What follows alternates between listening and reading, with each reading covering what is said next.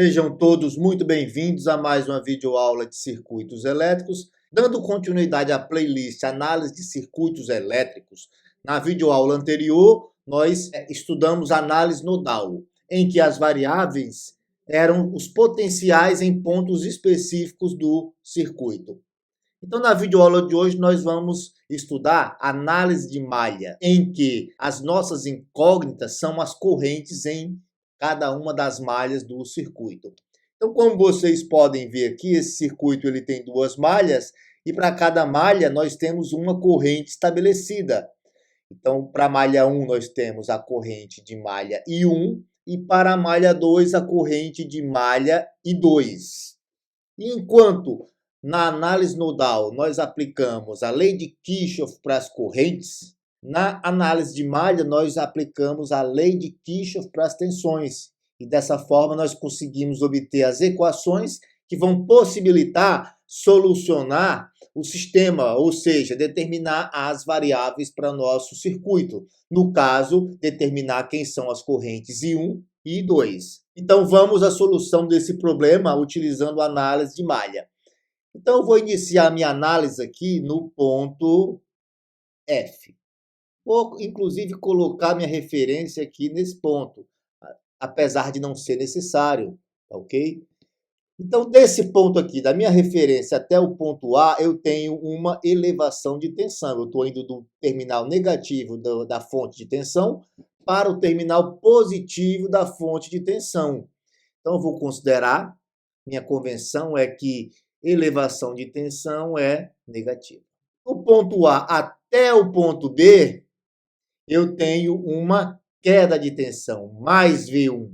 Só que ao invés de escrever em função da tensão, em função da queda de tensão, em função da diferença de potencial, eu vou escrever mais V1 em função da corrente. Então, como é queda, eu vou utilizar o sinal algébrico positivo e eu vou explicitar essa queda em função da corrente, ou seja, I1, R1, mais a queda de tensão V3.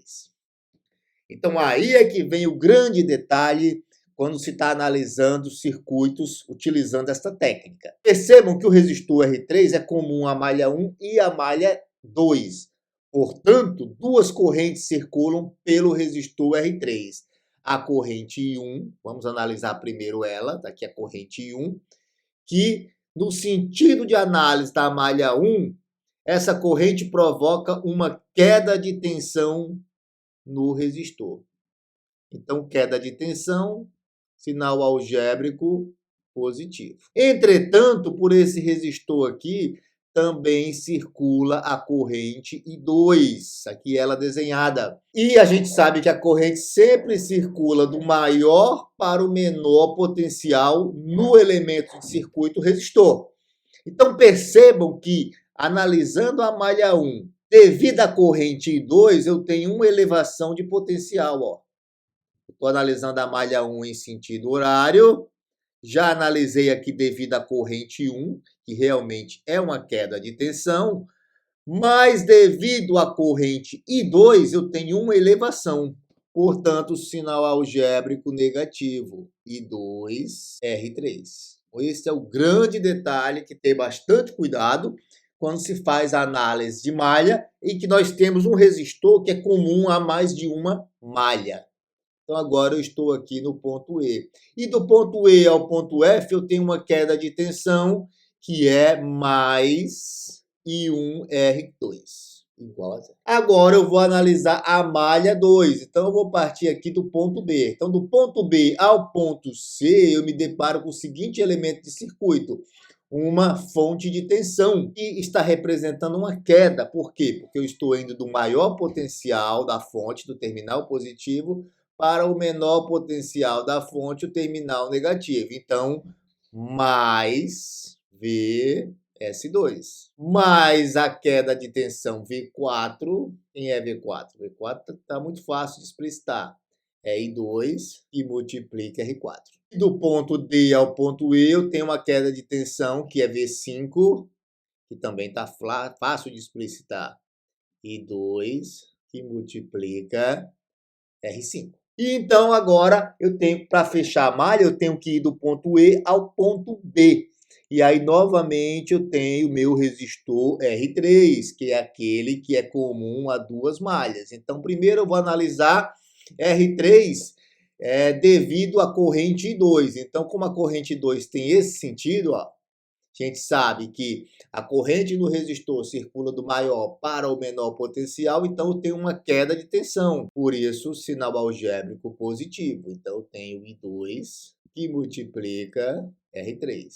Menos, a corrente 1 no resistor R3, ela vai do maior para o menor potencial. Portanto, devido à corrente 1, eu tenho uma elevação de tensão. Então, elevação de tensão eu considero o sinal algébrico negativo. Logo, I1R3 igual a zero. De tal forma que agora eu posso colocar os termos independentes para o lado direito da equação e colocar aqui os termos em comum, ó. Então, eu tenho R1 mais R2 mais R3, tudo isso multiplicando I1, menos R3 e 2, né? Eu só tenho esse termo aqui multiplicando R3 que multiplica I2. Isso é igual a VS1. E para esta equação aqui, eu tenho menos R3 I1, mas aí eu tenho todos os termos aqui multiplicando I2, que são R3, R4 e R5, né? R3 mais R4 mais R5. Tudo isso multiplicando I2. É igual... Então, VS2 vai para o outro lado da igualdade com o sinal trocado, VS2. E aí, por fim, a gente já pode se acostumar a, antes de resolver esse sistema de equações, colocar na forma matricial.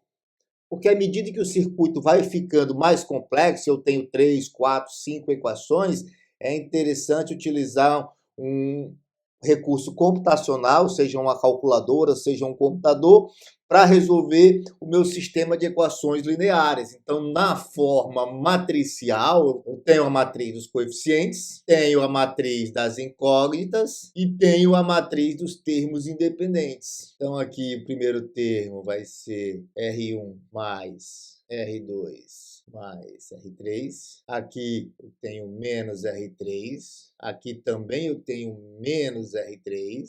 E aqui eu tenho R3 mais R4 mais R5. Aqui eu tenho as minhas incógnitas, I1 e I2. O meu sistema, ao ser resolvido, ele vai explicitar exatamente quem é I1 e quem é I2.